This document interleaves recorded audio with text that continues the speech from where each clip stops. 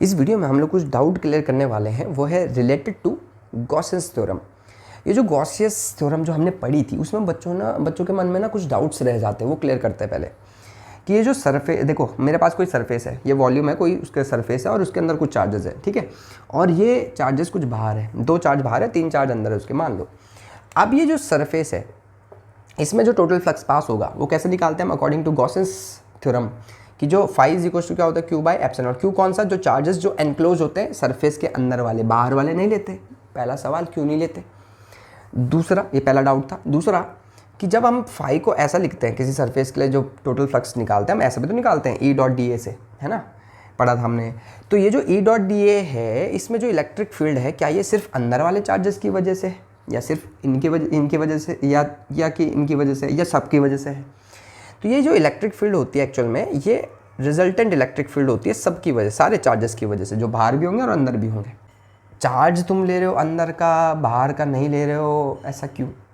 Electric field में अब आपको इसके कॉन्सेप्ट पहले मैं समझा दूँ। देखो, जैसे मान लो मैंने ये सरफेस लिया, मैंने सिर्फ यही वाला चार्ज लिया, चलो ये वाला चार्ज लेते हैं Q6 वाला, ठीक। मैंने ये वाला कॉन्सेप्ट लगाया, देखो ये डॉट ई डॉट डी ए वाला, ठीक है। तो मैंने छोटा सा एलिमेंट ले लिया, उसका एरिया ले लिया, ठीक। अभी जो एलिमेंट है इसका जो चार्ज की वजह से जो इलेक्ट्रिक फील्ड बनेगी, देखो अंदर की तरफ बनेगी, एरिया वेक्टर कहाँ आएगा, बाहर को। तो इसका फ्लक्स कैसा आएगा, नेगेटिव। अरे कम ऑन, इसका फ्लक्स क्या आएगा, negative. Phi is equal to E dot D A है ना, तो E D A cos 180 is negative. तो ये फाई क्या आया, नेगेटिव आया। अब अगर तुम इस तरफ देखो, यहाँ का एरिया वेक्टर कहाँ होगा, बाहर को। इसकी वजह से जो इलेक्ट्रिक फील्ड बनेगी वो भी कहाँ आएगी, बाहर को। तो यहाँ पे जो फ्लक्स आ रहा है वो कैसा आ रहा है, पॉजिटिव।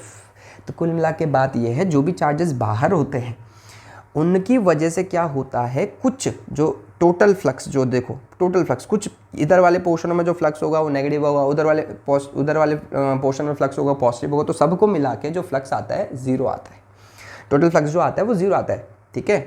तो इसकी वजह से इन चार्जेस को नहीं लिया जाता, सिर्फ इन वाले चार्जेस के फ्लक्स को देखा जाता है, क्योंकि इनका लेके आंसर जीरो ही आएगा। इसलिए इलेक्ट्रिक फील्ड अगर आप इनकी भी देखोगे ना, सिर्फ इन्हीं की देखोगे इलेक्ट्रिक फील्ड, तब भी आंसर सही आएगा। इनका ना भी देखोगे कोई फर्क नहीं पड़ेगा। क्यों, क्योंकि इनके द्वारा जो फ्लक्स बन रहा है वो जीरो है। आई होप मैं आपके डाउट क्लियर कर पाया हूँगा।